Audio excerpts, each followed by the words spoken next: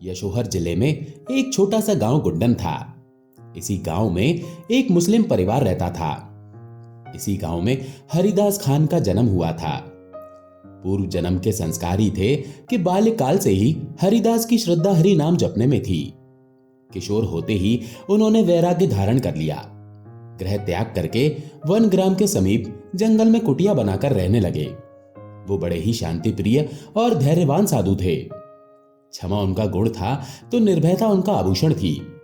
उनकी आवाज में बड़ा ही माधुर्य था। वो प्रतिदिन 3 लाख हरि नाम का जाप करते थे। वो जाप भी ऊंची आवाज में करते थे। किसी ने जोर जोर से जाप करने का कारण पूछा कि महाराज, क्या भगवान को कम सुनाई देता है जो आप इतने ऊंचे स्वर में जाप करते हैं, या कोई अन्य कारण है? हरिदास जी ने बताया कि भक्त, ये हरि नाम बड़ा ही अलौकिक है। इसके सुनने मात्र से ही प्राणी को इस नरक से मुक्ति मिल जाती है, और इसी कारण मैं इसका जाप उच्च स्वर में करता हूं कि इस निर्जन वन में जितने भी जीव जंतु हैं, वातावरण में कितने ही प्रकार के अदृश्य कीट पतंगे हैं, सब इस जाप को सुन सकें और वो सब भगवान को प्यारे हों और मोक्ष की प्राप्ति करें।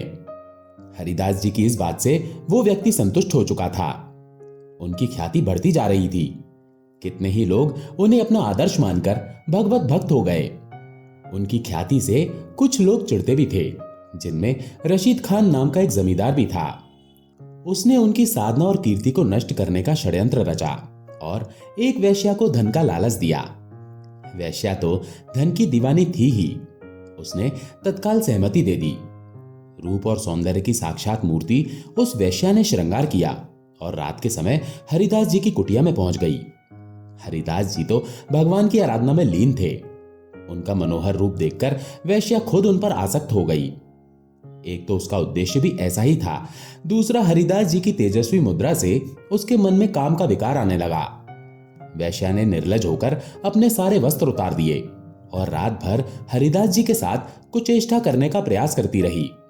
रात भर वो वेश्या हरिदास जी की समाधि भंग करने का प्रयास करती रही, परंतु वो सफल नहीं हो सकी। प्रातःकाल होने पर उसने अपने वस्त्र पहने और चलने को तैयार हो गई। तभी हरिदास जी बोले, देवी, मैं क्षमा चाहता हूं। समाधि के ध्यान में मग्न होने के कारण मैं आपसे बात नहीं कर सकता। आप किस प्रयोजन से यहां आई थी, ये मुझे बताइए। पर वेश्या कुछ नहीं बोली और मुस्कुराकर चली गई। 3 दिन लगातार वो अपने प्रयास में विफल रही। वो साधु को किंचित मात्र भी अपने तप से नहीं डिगा सकी, जबकि उस वेश्या के कानों में निरंतर हरि नाम की आवाज गूंजने से उसका अंतःकरण शुद्ध हो गया था। 3 रातें ऐसे ही बीत गईं। वेश्या आती, निर्वस्त्र हो जाती, हरिदास जी से छेड़छाड़ करती, पर हरिदास जी उसको भाव नहीं देते। हरिदास जी तो हरि नाम में ही खोए रहते थे। चौथी रात्रि वो वेश्या फिर आ गई। हरिदास जी उस वक्त भी पूर्ण भाव से भगवत भजन में लीन थे। इतने लीन थे कि उनकी आंखों से अश्रुधारा बह रही थी। वेश्या को आत्मग्लानि हो उठी और सोचने लगी कि ये कोई साधारण साधु नहीं है। वेश्या ये सोचने लगी, जो मुझ जैसी परम सुंदरी की उपस्थिति का आभास तक नहीं करता और अपनी ही धुन में लीन रहता है, जरूर इसे कोई अन्य ऐसा आनंद प्राप्त है जिसके समक्ष संसार के सब रूप इसको फीके लगते हैं। वेश्या उन्हें पथ भ्रष्ट करने आई थी और स्वयं ही सद्मार्ग पर चल पड़ी। वेश्या हरिदास जी के चरणों में जा गिरी और अपना अपराध क्षमा करने के लिए आंसुओं की धारा बहाते हुए याचना करने लगी। हे पुण्य आत्मा, हे महात्मा, मुझ पापिन का उद्धार करो, मेरा अपराध क्षमा करो, मुझे अपनी शरण में ले लो। उसके प्रायश्चित भरे शब्दों से हरिदास जी ने समाधि तोड़ी और कहा, देवी, मानव जीवन मुक्ति मार्ग का एकमात्र रास्ता है। कोई इसे भोग मानकर जीता है तो कोई इसे योग मानकर। उठो और अपने हृदय में हरि नाम धारण करो, तुम्हारा उद्धार हो जाएगा। वैश्या ने तत्काल सच्चे मन से प्रभु का स्मरण किया। उसे हरिदास जी ने दीक्षित करके तपस्विनी बना दिया। हरिदास जी ने उस जंगल की कुटिया को उस वैश्या को सौंप दिया और खुद हरि नाम के प्रचार की ओर चल पड़े।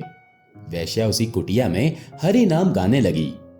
ये साधु संग और हरि नाम श्रवण का ही प्रताप था कि वो वैश्या आगे चलकर भगवान की परम भक्त बनी।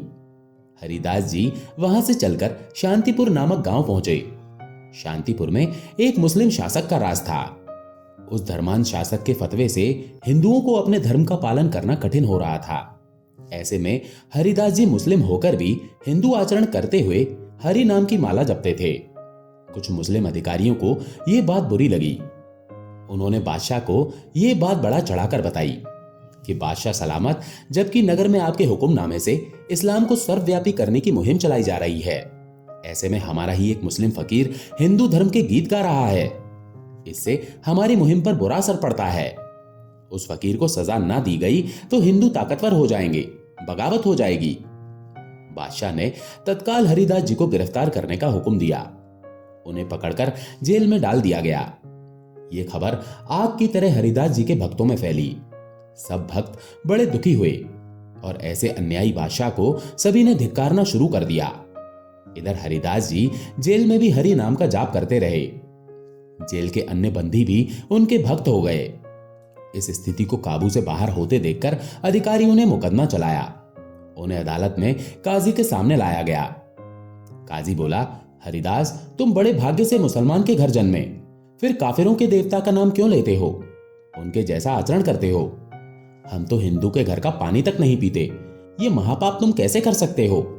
इसके लिए तुम्हें जहन्नुम की आग में झुलसना होगा। अब तुम कलमा पढ़ोगे तभी तुम पाक हो सकोगे। हरिदास जी का जवाब था, काजी साहब, इस संसार का मालिक एक है। उसकी दृष्टि में मानव के अलग अलग कौम नहीं है। हमने ही उसे बांट रखा है। उसी हरि ने प्रत्येक मानव को यह अधिकार दिया है कि वो चाहे जिस नाम से उनकी आराधना कर सकता है। जब उस अल्लाह भगवान की दृष्टि में मैं अपराधी नहीं तो आपके अनुसार मैं अपराधी कैसे हुआ? काजी ने कहा कि यह तो महाअपराध है, इसकी तुम्हें सजा जरूर मिलेगी। या तो तुम कलमा पढ़ो या सजा के लिए तैयार रहो। हरिदास जी ने कहा, कोई किसी मानव को धर्म बदलने के लिए बाध्य नहीं करता। यह तो मानव की अपनी दृष्टि होती है कि वो किस तरह से प्रभु के पास जाता है। जो भी सजा दोगे मुझे मंजूर है, परंतु देह के टुकड़े टुकड़े होने पर भी हरि नाम छोड़ना स्वीकार नहीं। काजी ने कहा, यह काफिर है। इसे इसके गुनाह के लिए 22 बाजारों में घुमाया जाए और इसे इतने कोड़े लगाए जाएं कि इसकी सांसें इसका साथ छोड़ दें। हुक्म की तामील हुई। हरिदास जी को घुमाते हुए बाजारों में कोड़े लगाए जाने लगे। हरि नाम में लीन उन्होंने अपने प्राण को केंद्र में स्थिर कर लिया। कोड़ों की मार से उनके मुख से उफ तक नहीं निकली। मारने वाले थक गए, परंतु पिटने वाला अडिग रहा, क्योंकि उन्होंने अपने प्राण केंद्र में स्थिर कर लिए थे। इसलिए सिपाहियों ने उन्हें मरा जानकर गंगा में फेंक दिया। परंतु जिसके जीवन की डोर स्वयं जगन्नाथ ने पकड़ी हो, उसे कौन मार सकता है? वो चेतन होकर जीवित गंगा से निकल आए। अधिकारियों ने जब यह सुना तो भयभीत होकर हरिदास जी के चरण में पड़ गए और क्षमा मांगने लगे। साधु तो क्षमाशील होते हैं। उन्होंने तुरंत उनको माफ कर दिया। इसी समय कृष्ण रूपी स्वामी चैतन्य महाप्रभु नवद्वीप में हरि नाम की पावन सुधा बरसा रहे थे। हरिदास जी भी वहां पहुंच गए और महाप्रभु के सानिध्य में हरि नाम लेते रहे। फिर महाप्रभु की आज्ञा से वे एक अन्य सन्यासी नित्यानंद जी के साथ नगर भर में हरि कीर्तन करते घूमने लगे। फिर वो जगन्नाथपुरी आ गए और वहीं कुटिया बनाकर जीवन पर्यंत रहे। संत हरिदास ने हरि नाम के भक्तों की संख्या असंख्य कर दी। वो ऐसे भगवत भक्तों में से थे जो अपने साथ साथ समस्त मानव जाति के उद्धार में प्रयासरत थे और अपने शत्रुओं को भी हरि नाम की दीक्षा दी। तो हरि नाम से बड़ा सुख दुनिया में कोई भी नहीं। इस वीडियो में कमेंट में हरि बोल शब्द जरूर लिखें। इस वीडियो को लाइक जरूर कीजिएगा। आपका आभार। जय श्री कृष्णा।